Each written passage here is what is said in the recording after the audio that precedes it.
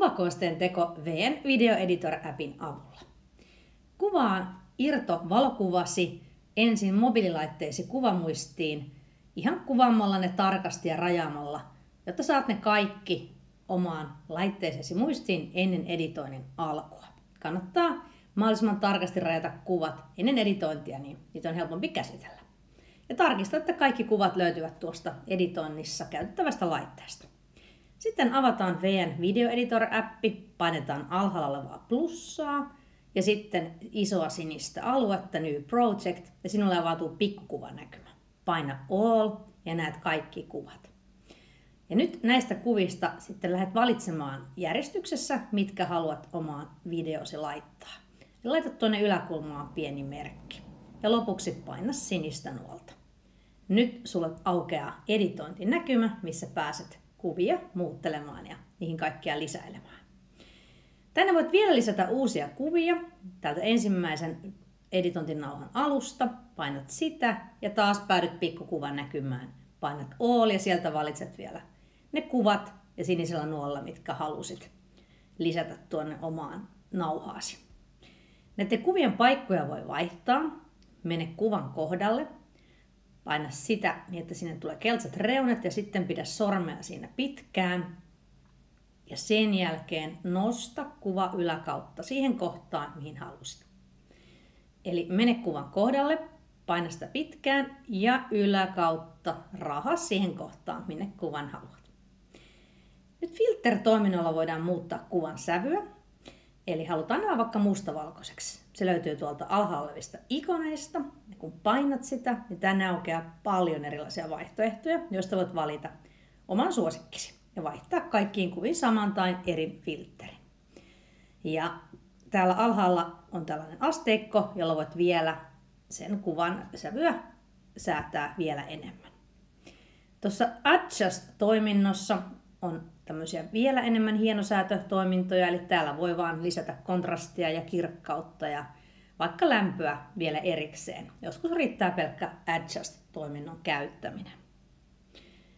Jos haluat näihin kaikkiin kuviin kerralla, vaikka sen mustavalkoiseksi vaihtamisen, valitse taas alhaalta Filter ja nyt menet valitsemaan sen filterin, jonka halusit. Esimerkiksi mustavalkoiseksi ja sitten keskeltä Apply to All. Niin nyt kaikki kuvat tässä videonauhalla, kuvanauhalla muuttuivat mustavalkoiseksi. Jos et ole tyytyväinen johonkin toimintoon ja haluat sen perua, niin täällä oikealla on tällainen kääntönuoli, eli edellisen toiminnon peruminen. Kun painat sitä, niin tuo edellinen toiminto kumoutuu. Täällä kuvien välissä on tällaisia plusmerkkejä ja sinne saadaan kivoja siirtymiä niiden välille, kun painat sitä. Eli tällä Base-toiminnolla tulee monia erilaisia siirtymävaihtoehtoja ja täällä alhaalla olevasta aikajanasta voit päättää, kuinka kauan tuo siirtymä kestää. Tällä Matte-toiminnalla on myöskin hieman erilaisia. Näihin voi kaikkiin valita saman siirtymän tai sitten vaikka kaikki erilaiset. Tätä kuvan kestoa voi muuttaa, että kauanko se näkyy, vetämällä sitä kuvaa siihen avautuvista pienistä keltaisista reunoista ja noista nuolista eteenpäin tai taaksepäin sen mukaan, miltä se työssä vaikuttaa.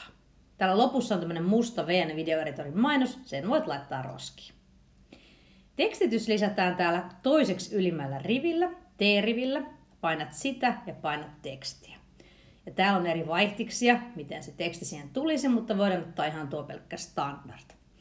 Ja tuonne yläkuvaan, kun Input Title kohtaan kosketat, niin avautuu tämä kirjasin valikko. Eli näppäimistö ja siihen voit kirjoittaa tämän tekstin ja sitten painat väkästä.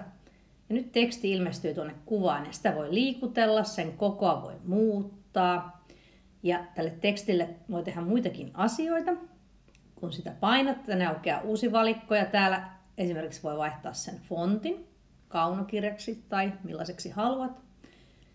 Tuolla on tuollainen väriympyrä, josta voit valita sen tekstin värin, laittaa sen vaikka mustaksi.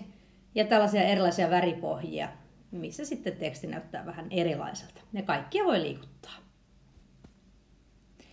Tätä tekstiä voi myös laittaa liikkumaan, kun kosket tuota tekstiä täällä tekstiraidalla, niin sinne aukeaa pieni valikko ja sieltä voit valita motion ja siellä on erilaisia in animation, out animation ja muita vaihtoehtoja, jolla se teksti saadaan liikkumaan siihen kuvaan ja kestoa voi myös muuttaa.